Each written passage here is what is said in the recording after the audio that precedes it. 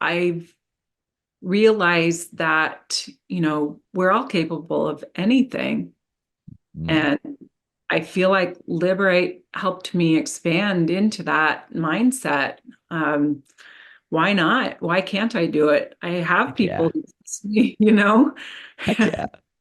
So that's where I am right now. And I thank you immensely for helping bring me there. Welcome to the Stay Grounded podcast. I'm your host, Raj Jana, founder of Liberate, and it's my mission to help you become the most grounded, loving, and authentic version of yourself that you can be. Each week, I interview experts in the fields of mindset, spirituality, and emotional well-being. My brilliant guests share their tools, stories, and unique perspectives to help you develop the skills you need to show up fully for the people and things that matter most in your life. Now let's dive in. Hey everyone, welcome to this very special episode of Stay Grounded with Angie Netterville. Angie is a recent graduate of one of our programs at Liberate called Precision Emotional Healing for Cancer, which is a program that me and my team we started working on almost 3 years ago. This is actually the program that really started Liberate for me after a dear friend of mine passed away from stage 4 cancer. I just saw the importance of mental and emotional health resources for cancer patients and cancer families, and just how much of an impact that can make on not just their experience of treatment, but also just what happens after treatment. Or let's say they do end up passing, what happens to their families after they pass. I mean, this world of self-love work, of raising your confidence, of learning to transform challenging experiences into gold, into meaning, are life skills that we all need, but cancer patients in particular, I saw firsthand just how important it was. And so we started working on precision emotional healing for cancer then. And last year we launched our official first sort of pilot program. And Angie graduated from that program. And in 3 months, witnessing her transformation has been profound.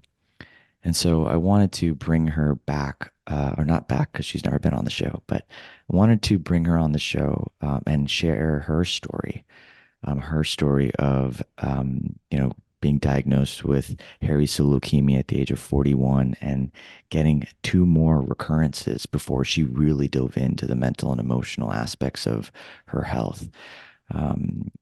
What she was doing before she even got into the Liberate program, and the types of, like, really describing her life and talking about what the Liberate program is. Ultimately, I get a lot of questions from people like, what is Liberate? How can Liberate help me?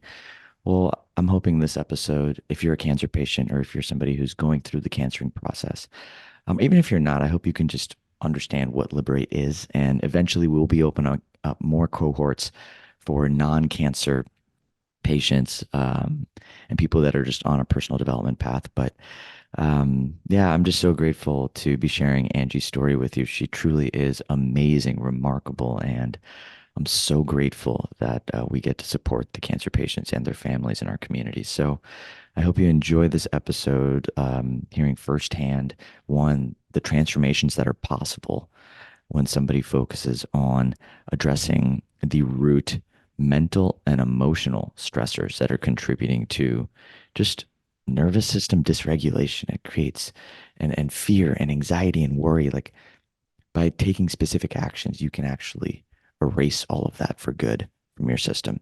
And in this episode, we show you how Angie did that. So enjoy it. And yeah, without further ado, here is Miss Angie Netterville. Enjoy. Hello, everyone, and welcome back to this week's episode of Stay Grounded. Angie, it's so good to have you here. Thank you, Raj. I so appreciate being here and sharing this time with you. It is quite lovely. I do love spending time with you, and I love just witnessing your journey. And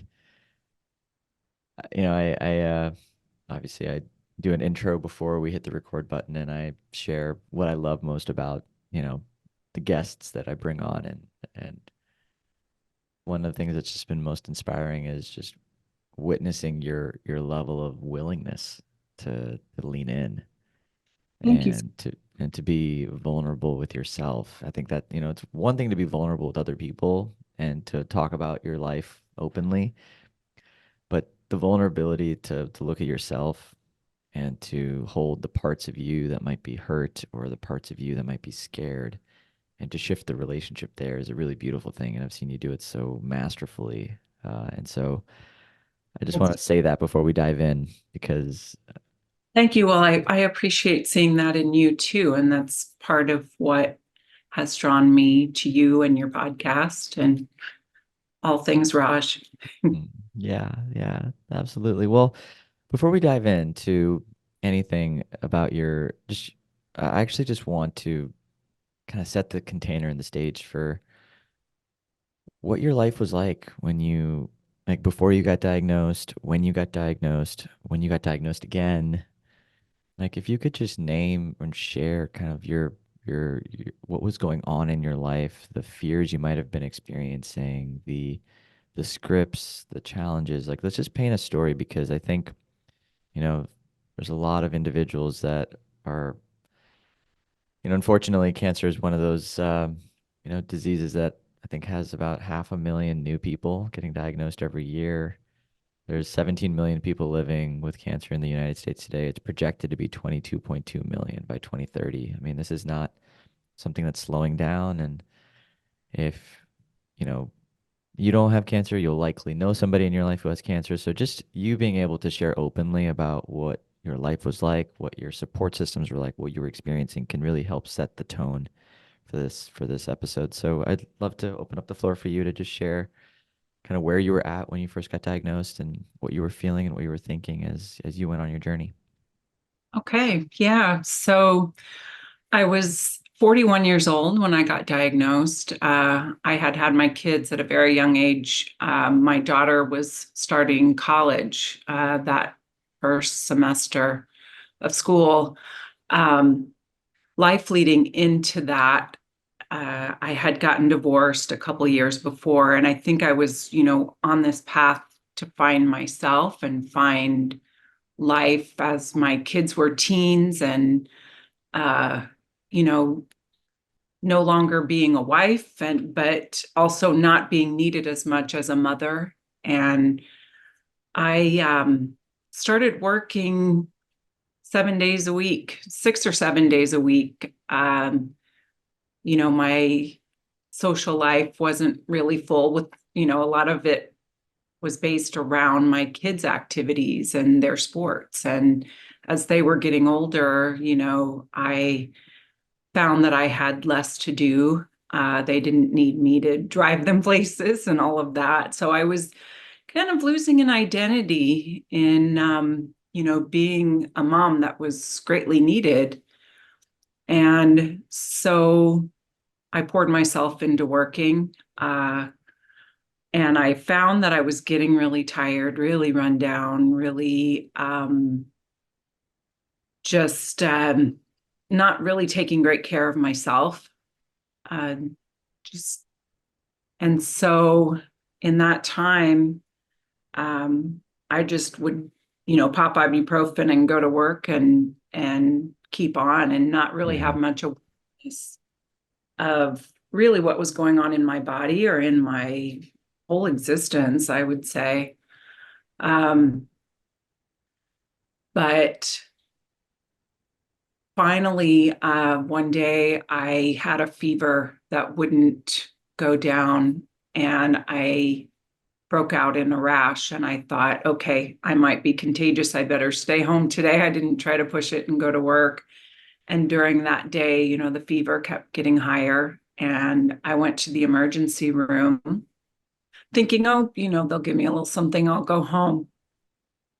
But they came and took my blood, and probably maybe 30 minutes later, they came and took more blood. And I was like, okay, they took a lot before. What's going on? Why do they need more? And the person who had come in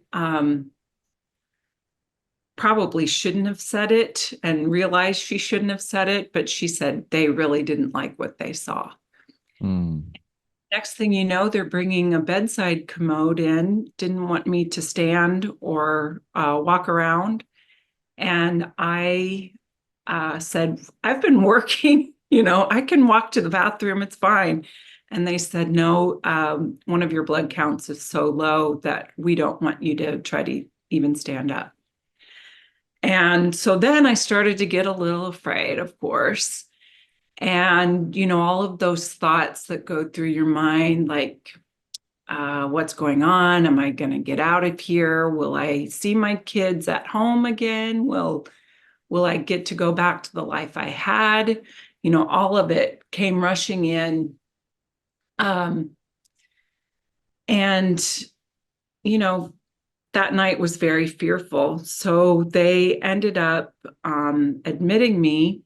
And the next day, I had a bone marrow biopsy. And thankfully, I was in a good headspace that I could just reach this place of acceptance because I don't know if you're familiar with the process of bone marrow biopsy, but it's No. pretty barbaric. Mm. They numb you a bit, but they actually kind of drill their way into your bone to extract the marrow that's in the center. So it just, it seems like there could be a better way, but they drill all the way in and pull it out. And so that was my first experience. And, with my kids being teens and being divorced, my support system was down a bit then, I would say. I had a sister who helped take care of me, and my mom actually was going through breast cancer at the same time. So Wow. it was a lot for our family. And, I had friends who showed up and everything, but right in the beginning, I thought, oh, I'm just going to be able to go home. Unfortunately, this was a Friday, I think, and they had to wait for lab results.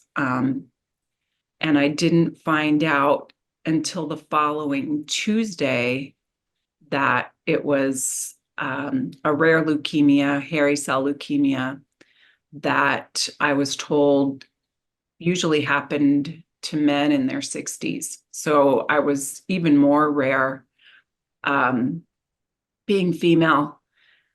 And I recently heard another statistic about hairy cell that I hadn't known before, that for a disease to be rare, uh, less than 1 million people in the world have it. And as of now, there are like 10,000 of us with hairy cell. Wow. Yeah. So that one kind of shocked me. Um, and to add to that, I was living in a small town with a small hospital that didn't even have its own like oncology floor. We had an oncology department, but so, I didn't have really strong confidence. Yeah.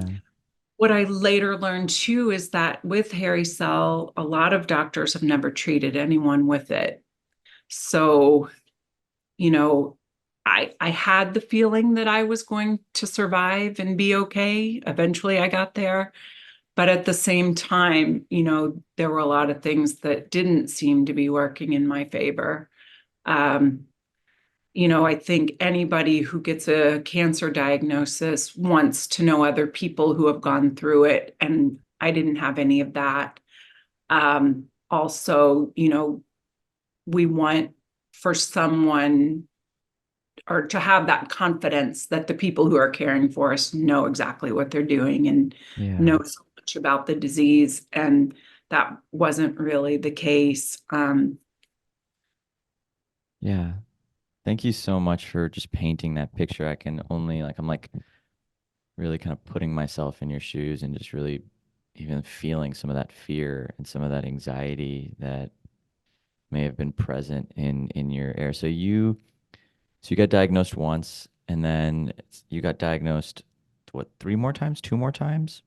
More times, yeah. What was that like? Like, going through that process of, okay, I got cancer, then you know, got some treatment, you went through some practices, you healed, and then you got it back again. Like, was that did that create more noise? Did that create confusion? Like what was going through your mind as you're kind of like now like okay, I can only imagine. I'm like speaking as my, and please tell me if this wasn't the script for you, but like if I'm like in that shoe, I'm like, God, what is wrong with me? It's like, is there something that like I'm not doing right? Is there something that's like, I can Yeah. only imagine the noise, but I'd love for you to speak to that. Well, the first time I learned to reach a place of acceptance, and I think that served me very well.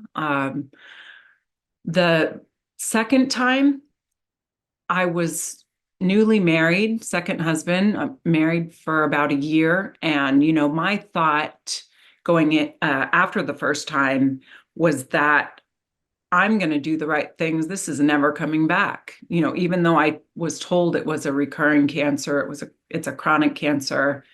Uh, I had a really great doctor who I found who said if it comes back, it'll likely be 20 to 25 years. So that's what I held on to. I thought, oh, I'll be well into my 60s, this isn't coming back. Well, I was 47. Um, so it was about 6.5 years later. And while the first time I reached a place of acceptance, the second time it was total resistance. It was, no, no, this isn't happening. You have to check again. I went through all of the um, denial and switch doctors, looked for new answers. And I finally realized that my resistance was not serving me. It Mm, was the resistance was bringing suffering. But I think being in a new marriage and having a new life, I had moved to a new town in between. I started a new job, and I just wanted all of that to be good and not interrupted by illness again. mm. Yeah. And so I'm like, okay, so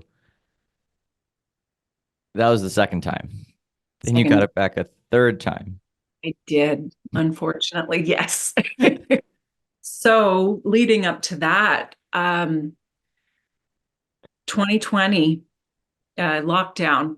Got it. It because I was attending an online webinar for hairy cell leukemia, and I thought, oh gosh, I feel sorry for anybody who's diagnosed right now because, with COVID, there's got to be some, you know, other Yeah. factors that are going to make it more difficult. And next thing you know, I go for a regular checkup, and they tell me, oh, it looks like it's back. Um, and I remembered that denial wasn't going to help. Denial brought me suffering. Denial brought me pain. I just tried to lean into it, but it was still very hard and scary because of COVID and the unknowns of COVID. But thankfully, the type of cancer I have is a very slow mover. They can kind of watch and wait. I was falsely diagnosed with COVID as I was trying to get my bone marrow biopsy to Mm, confirm that the cancer had returned. And it actually served me well because I got to hold off on treatment. They initially wanted to give me a non-chemo treatment that would not put me in remission as long. And I um, then got to wait and actually have chemo, and it's supposed to put me in a longer remission. So I've been in remission now for 2 years. yeah. And I'd love to, it sounds like, you've had a very stressful journey. There's a lot of stress present here. Can you speak to maybe the role that you intuitively feel like stress was playing in your cancer journey, and what were you doing at the time to like mitigate stress? I heard you say a few. You clearly have a very positive mindset that you've cultivated over time, which served you. But I'd love to speak about like what were you doing, or like what were you trying to do? What were you wanting to seek through like stress management and really reducing that as you were beginning your journey? Yeah, I mentioned divorce and teenagers on my first bout. That's a lot of stress. The kids and I moved into a new house, and so there was definitely a big stress factor there. My mom going through breast cancer at the same time. I um, learned meditation during that time. That was one of the blessings of the first bout. My second bout, my son was graduating from college, my second born. And right around the time of his graduation, my best childhood friend passed away, Mm. and she had a blood disorder. And she was diagnosed almost to the day, like years later, during the same month that I was. And as kids, we always, tried to be like each other. We even dressed alike sometimes. And when she passed away, um, I think I took on a lot of guilt in why did I get to stay and why did she go? Mm. And that was a process I really, really had to work through. Um, and so going through all of that, then the cancer came back on, and I knew there was stress related to that. Um, I really, after that, looked at what else can I do differently? I'm here. What can I do differently? I started changing my diet. I talked to an integrative doctor. I had food sensitivity testing and all of that. And then I also I specialize in something called myofascial release. It's a Mhm. physical therapy practice. And I started going to the local cancer services and teaching classes on relaxation and myofascial stretching. And um, it makes me laugh a little bit now in that, I was trying to do it for other people, but it really, really, really helped me work through all that I was going through and trying to calm and be. And um, so am I answering your question? Yeah, yeah, That's yeah. You're doing a lot, and clearly, like, it's interesting you mentioned the guilt piece. Like, I think, most people don't think of emotions like shame, guilt, anger, resentment as toxins in the body. yeah. And, in the same way that an environmental toxin or something outside of you might create immune responses or stress responses, these emotional experiences can create them too. And so it's and the third bout, it was clearly COVID. Or it sounds like, COVID, and I'm not saying that those events created the cancer by any means. That's not what I'm suggesting, but it does increase the level of inflammation in the body. And if you're already prone to disease, then, it is likely to come back. And so it's just something to pay attention to.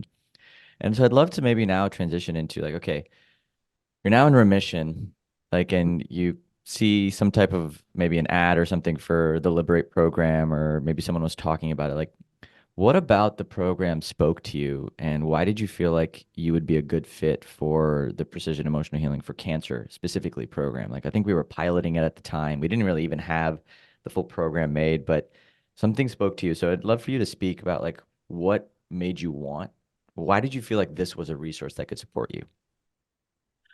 Um, you know, Going through a cancer journey, one of the gifts has been just an intuitive sense. And I actually started following Dr. Naisha Winters on Instagram. She spoke to a group that I was in, a detox group. And um, one day I was just, scrolling through and I saw a little video snippet of you talking with her about Liberate. And I have to say, Raj, I saw your face and I immediately felt trust. Mm, And it just so happened at that time, knowing that there was an emotional piece, a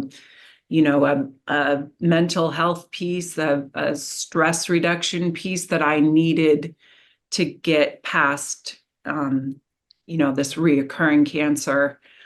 I just immediately thought, oh, this is it. It's been brought to me. I really didn't know much about what Liberate was going to be. I just knew you were doing it for cancer patients. I knew that it was so desperately needed for those of us going through cancer journeys. And I trusted you just by seeing your face and thought, okay, why not? Let's give it a try. Mhm. Thank you. And one, I appreciate the trust, and the leap of faith. I think one thing I'm just noticing, and I want to, for anybody listening, like one of the qualities I think makes you, Angie, such an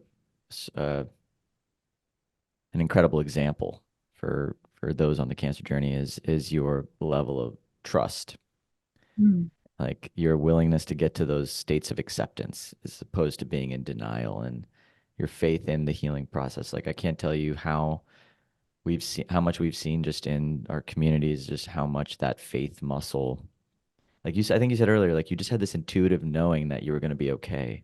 Yes. Like, Yeah.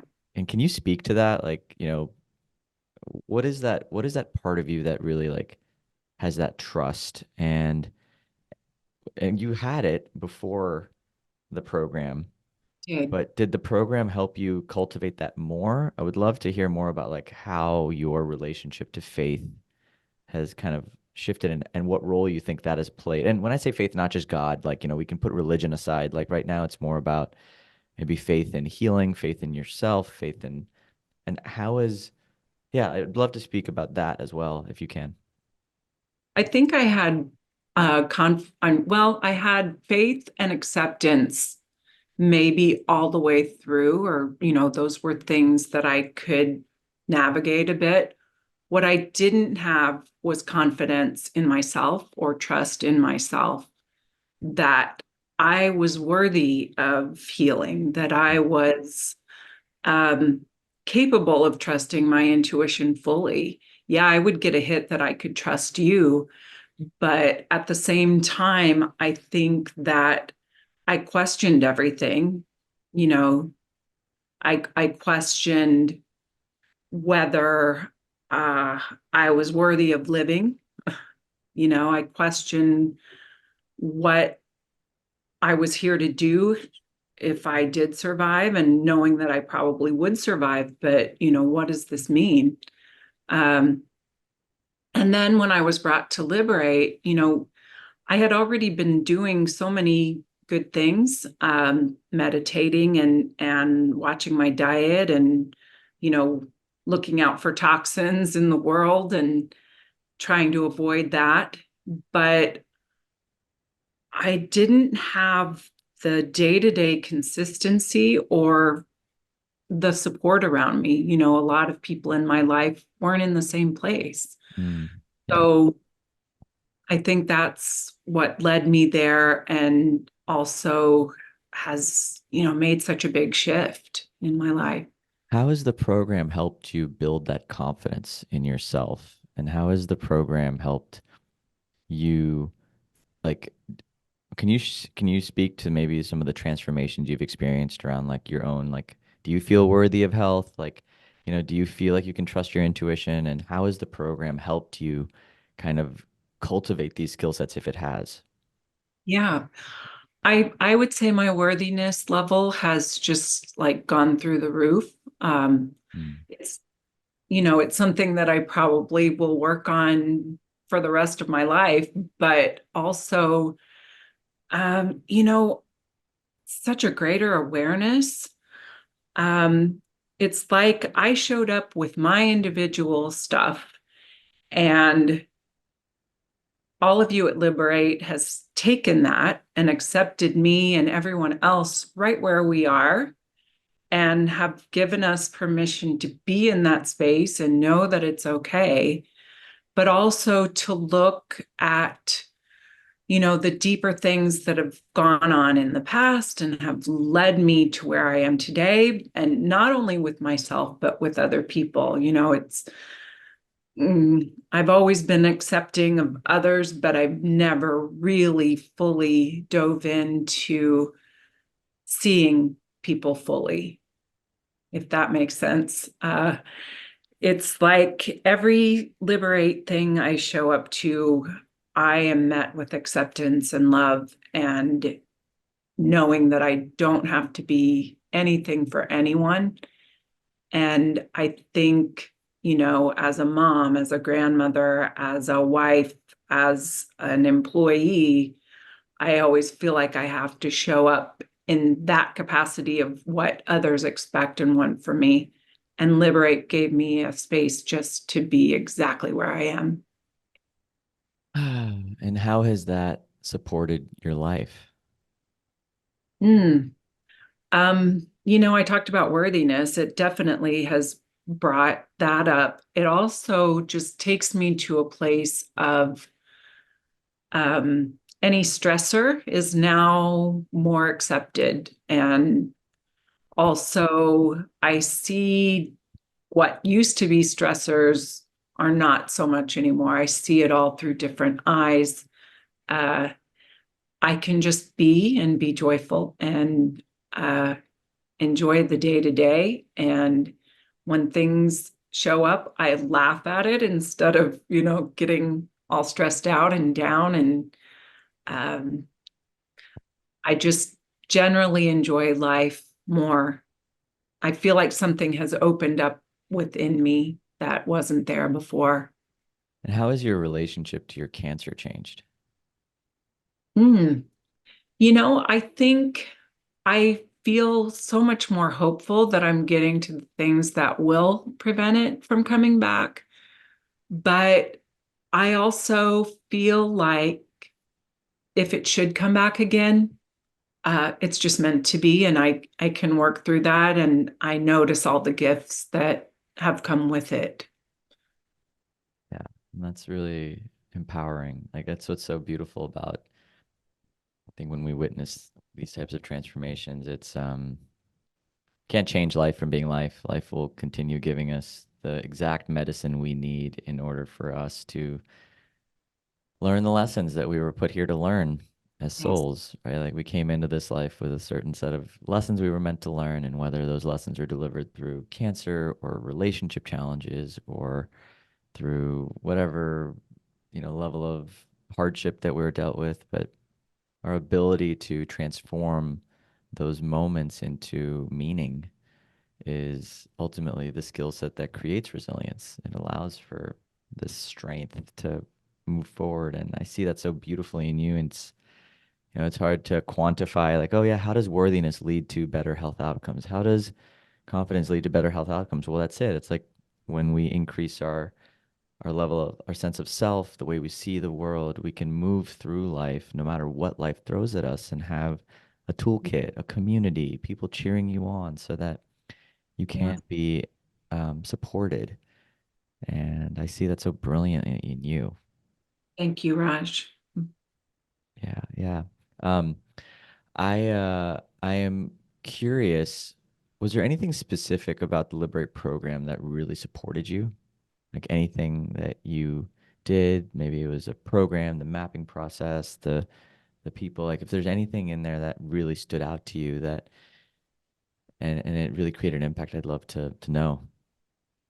I think the initial thing, before I even was mapped for the first time, the app and logging the triggers.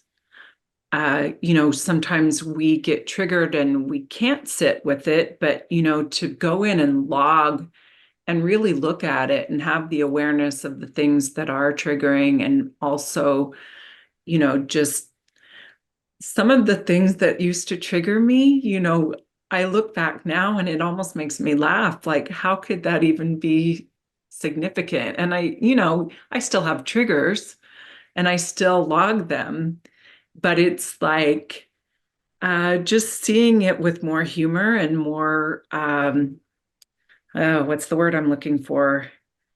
Just more ease, more acceptance, and uh, so that was a big one. Mm. Logging triggers, because I think without awareness, we have zero choice.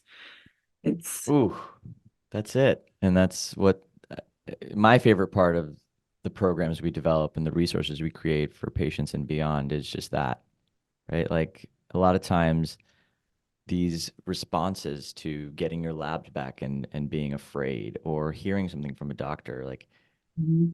if we recognize that we have awareness of our choice to respond, like, yes, there's this trigger that's coming in, Yeah, and you have the ability to pause before you actually respond. Like, in that pause, there's so much power.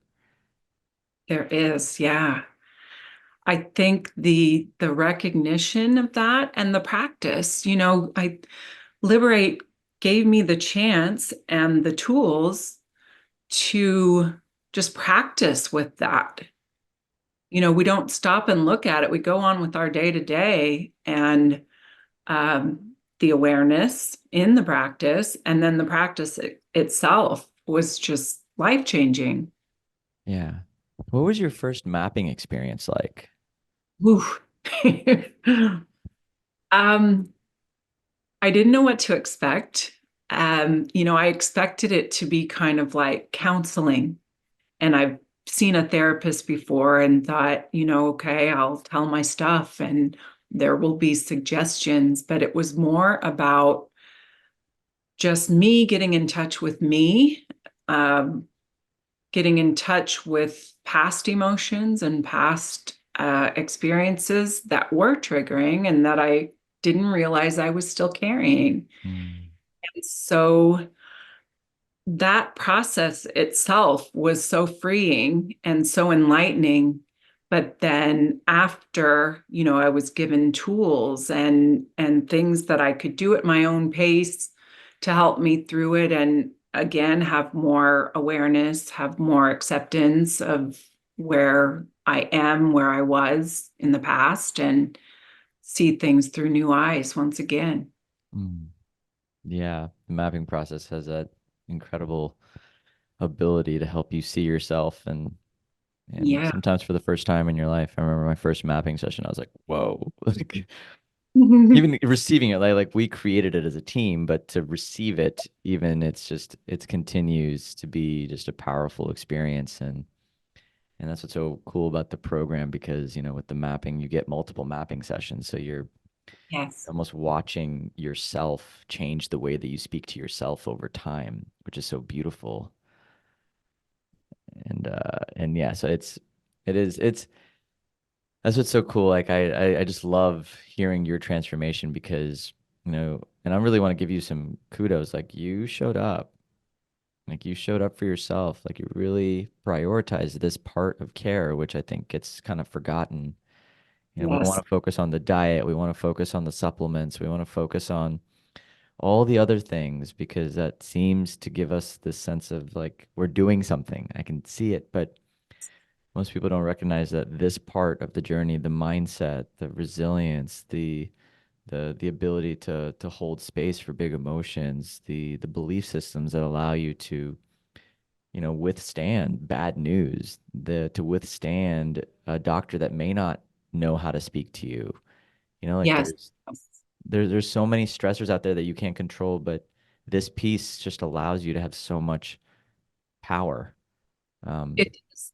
I would say after going through all of this for so long, this piece is number one because of the changes that I have experienced through Liberate. I feel less stress around doing everything else right. You mm, know, it used to be I'd go on vacation and I'd want to indulge in foods and wine and I would still feel some nervousness like, can I do that? Is my immunity going to be strong enough if I do that? If I uh, eat triggering foods or I drink too much or something like that. And now, my husband and I love to travel, and I can do it without guilt or fear. Um, Not that I'm going way overboard, but it's just I think the feeling of confidence again in, you know,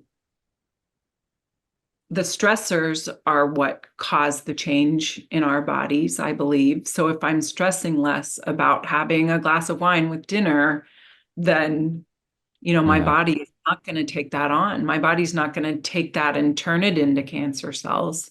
That's the way Well, I. And I want to actually speak to that because one of the most eye-opening things, even for us, people who know this all the time, was your health results after you finish the program. Could you speak to that? Because I think anybody listening who is actively in the cancering process or, just to really see the impact of this work on health, like, can you speak to, the results I'm talking about, but yeah. I do. So, after the first bout, I was told that I would be given new normals in my blood counts and that I would never, ever reach a normal state. And, that other people's values, blood values are, I had normals for me that were lower than everybody else. And so I kind of always kept that in the back of my mind. And didn't really have a high expectation. But after I went through the Liberate process, I had blood drawn uh, by my oncologist, and all of my values, every single one of them, was in a normal range, and everybody normal range, not just the ones that were set for me. And I don't think I've ever had a time where absolutely every one was considered normal. So that was a huge victory. That was just a big uplifting moment of seeing those results and almost dumbfounded, that this isn't supposed to happen. Was your oncologist kind of shocked too? It's funny because he stays pretty low key. Okay. Because I talk about things like, oh, what about this? And sometimes they think I'm over the top with, what I want to do for prevention and all of that. It's like, okay. He doesn't say a whole lot, but yeah, very pleased though. Very pleased. Yeah, Doctor wants his patient to do well. totally. And I think that's just so inspiring to me. And this is the thing, like, again, like we kind of intuitively sense it. It's hard to pinpoint specifically, like, oh, if you do this meditation, what is different about the Liberate program versus just like doing meditation or just like doing hypnosis or just going to therapy? Like, can you speak like how did it differ for you? Because you were doing a lot of that stuff already. You were doing the meditations, you were doing all the yoga stuff. You had myofascial, like you were doing all of these amazing therapies. But why did this program do you think had such a big impact? I think, it kind of brought everything together in a way that was tailored for me and exactly Yeah. where also again, consistency. I was part of this community and I, did daily meditations that were more tailored for me based on my mapping session. Um, I also, I'm not going to say held accountable because, again, I was met with so much acceptance for exactly where I am. But when you show up on community events and you're with other people and you're all speaking about, similar things, it is a type of accountability, but with a very gentle acceptance. And um, so I think what came together was that it was all based on my mapping and Mm. core wounds that I hadn't realized. So before I was kind of, just doing the things that I thought I should do, but this brought everything together in a way that I had never experienced. And it was all mine. That's beautiful. Yeah, that's Angie, I am like such a big fan of you. And I am so what's exciting about in your life right now? Like now that you finished the program, you're feeling like you've got a whole new, one of my favorite emails you've ever written to me was the one you talked about how you've almost found your purpose again in some ways. And so like, can you speak about that and what you're excited about and and what maybe even like fears are now showing up, like now that you're kind of in this chapter of your cancer journey, like Yeah. what are you experiencing and I think it's cool. I'd love to hear it because I think it would give anybody listening just hope of what's possible and like what your life can look like. in the reality. It's not like the fears go away. It's not like life gets any less lifey, but it's almost you're still have a smile on your face and you're showing up. And so I'd love to learn more about just kind of where you're at and what's next for you. It's been interesting. I have felt a sense of purpose in helping other cancer patients all along. I just never had the confidence before. Hmm. I watch you and all that you've done, and so much of what you do is, it's not exactly what I feel is meant for me, but it's part of, the heart, putting the heart into helping other people. And right now I've been looking at, I told you I was teaching myofascial stretching classes, and I stopped in 2020, we with lockdown, and then never went back to it just because I like the flexibility in my schedule and everything. My husband and I travel a lot. Um, but I've been looking at a way to do this online and give, you know, support as I did before in teaching the myofascial stretching to uh, cancer patients, their caregivers, and, really opening it up so that more people can access it. I had a lot of people who came to my classes who said, I want to share this with my family. They don't live near Mm. and I've never fully dove into that. And I feel like that's a space that I want to create. And did you feel like the Liberate program helped you kind of build the confidence or like how did it support you in getting ready for this next chapter? Yeah, I doubted myself, and I still have a little trouble with the tech stuff and getting everything going, but I've realized that, we're all capable of anything. Mm. And I feel like Liberate helped me expand into that mindset. Um, why not? Why can't I do it? I have Heck yeah. people who see me. Heck yeah.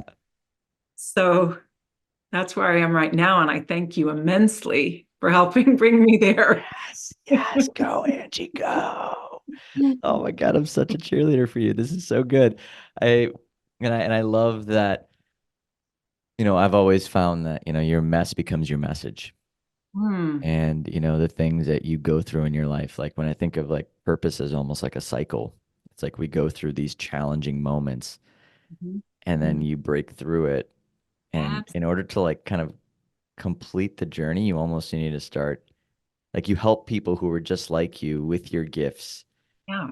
And it feels like you're kind of on that other side now where you've kind of gone through this hero's or heroine's journey and now you're on the other side getting ready to help people who are just like you with skills that are unique to you.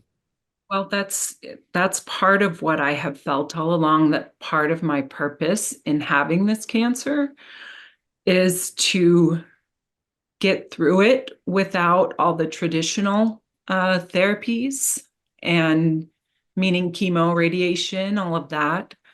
I uh, feel like part of my purpose is not only to get past it, but to be an example and show other people that it's possible.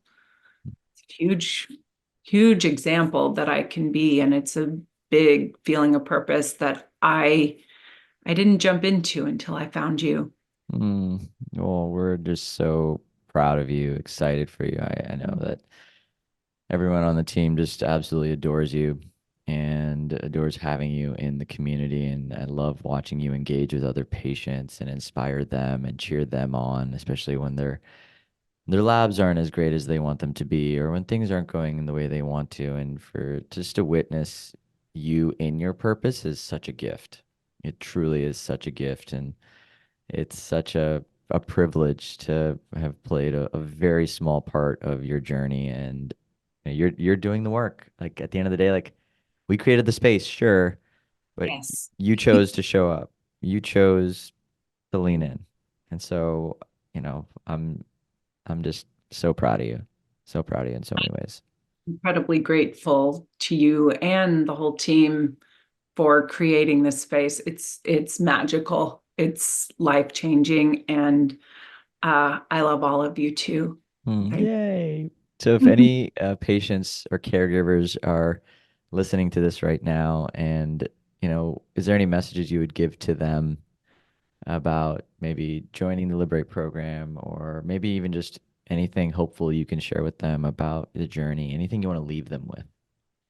You're worth it. Do it. You'll never regret it. You will learn something. You will connect with yourself, and you will learn to love yourself again if you don't already. It's life-changing. Just do it. Take the chance. Angie, I have one last question for you. In the midst of everything you're doing, everywhere you've been, everywhere you're going, how do you stay grounded on a day-to-day basis? But more importantly, um, what's one thing you've done to become more grounded? Oh, that's a good one. I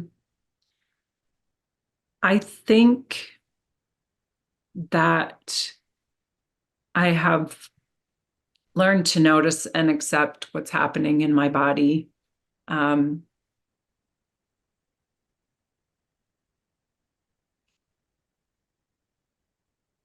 Even before I found Liberate, just kind of noticing that I'm not paying attention to myself. I think I sit with my feelings more, and thankfully I have the time to slow down a bit and just notice everything I'm feeling, and notice too when I'm not in my body or not living from a place of awareness. So proud of you. I'm so proud of you. Truly. Thank you. High five to the screen. Great. So, for everyone listening, if anything we've talked about on this week's episode is interesting to you, or if you are a cancer patient, or if you know somebody who's currently on the cancer journey or their family members, and you'd like to explore what Liberate has to offer, I've included a link to our cancer program in the show notes. Go ahead and check it out. You can also just go to liberate, liber8.health/cancer. You can learn more about the program and when the cohorts are beginning. I think we have a next cohort beginning in a few weeks from now for this specific, as of releasing this episode, but we will be having consistent cohorts for you to join. And again, Angie, thank you so much for being here and for sharing your work and your art and your heart and your journey. And I'm just really excited to be a part of this chapter in your life. I feel like it's really exciting, and it's just starting. And I'm truly blessed to know you and this process. Thank you. All right, everybody, that's a wrap for this week's episode of Stay Grounded. I'm your host, Raj, and this is your new friend, Angie. And from us, stay grounded. We'll chat soon. Thanks for tuning into this week's episode of Stay Grounded. No matter where you're from or what you're going through, I hope it helps you remember just how incredible you are and have always been. If you're on a path of emotional healing or self-discovery and would like to learn how Liberate can support your journey, head to www.rajana.com/liberate. That is LIBER8 to learn more about our current group programs and one-on-one offerings. I love you guys, and I'll see you next week.